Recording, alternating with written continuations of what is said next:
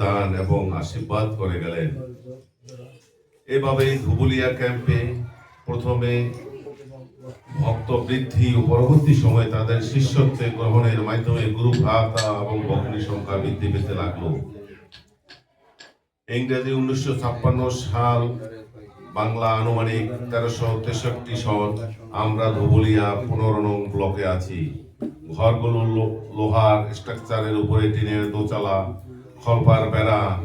আনুমানিক বৈশাখ জ্যৈষ্ঠ মাস, কাল বৈশাখের দাপট। আমরা পাশাপাশি চারটে পরিবার গুরু ভাই বোন ছিলাম।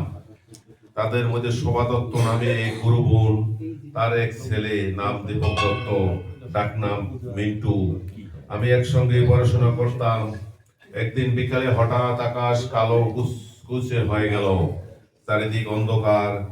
সকলে খুব ব্যতিব্যস্ত হয়ে বলল, শোভা মাসি তার ছেলে মিন্টুকে নিয়ে আমাদের ঘরে এলেন।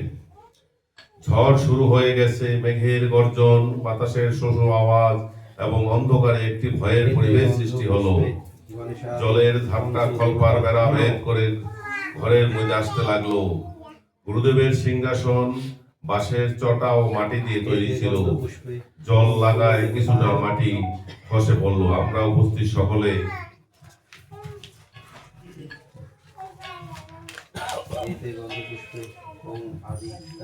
সকলে মিলে উচ্চস্বরে 16 নাম 32 অক্ষর তারক ব্রহ্ম নাম কীর্তন করতে লাগলাম। সিংহাসনের মাটি পড়ে যেতে দেখে মা গুরুদেবের বিগ্রহ একটি পিতলের গামলার ভিতর করে চৌকির নিচে রেখে দিল। এদিকে মিন্টুর ঘুম ধরায় চৌকির উপরে শুয়ে পড়ল। এইভাবে সারা রাত ঝড়ের দাপট চলতে লাগলো। সকাল হওয়ার সাথে সাথে ঝড় থেমে গেল। আকাশ আস্তে আস্তে পরিষ্কার হতে লাগলো। সকাল হওয়া এবং ঝড় থেমে যাওয়ায় মা চৌকির নিচ থেকে পিতলের গামলা সমেত গুরুদেবের বিগ্রহ বের করলেন। যখন গুরুদেবের বিগ্রহ সিংহাসনে রাখতে যাবেন, তখন যা দেখলেন তিনি তাতে অবাক হয়ে গেলেন। দেখলেন গুরুদেবের বিগ্রহের সেই সুন্দর রং নেই, সমস্ত বিগ্রহ নীল রঙে ঢেকে গেছে। ঠিক যেমন মহাদেবের কণ্ঠ হলাহল বিষে নীল হয়েছিল। দেখা মাত্র মা চিৎকার করে বলে উঠলেন, তোরা কোথায়? শিগগির দেখে যা কি সর্বনাশ হয়েছে। চিৎকার শুনে আমি এবং দিদিমা ছুটে যাই এবং গুরুদেবের বিগ্রহের ওই রং দেখে বিস্মিত হয়ে যাই। দিদিমা উচ্চ স্বরে নিতাই গৌর হরি বল ধ্বনিটি 3 বার উচ্চারণ করলেন। এখানে দিদিমা সম্পর্কে কিছু না বললে অপরাধ হবে।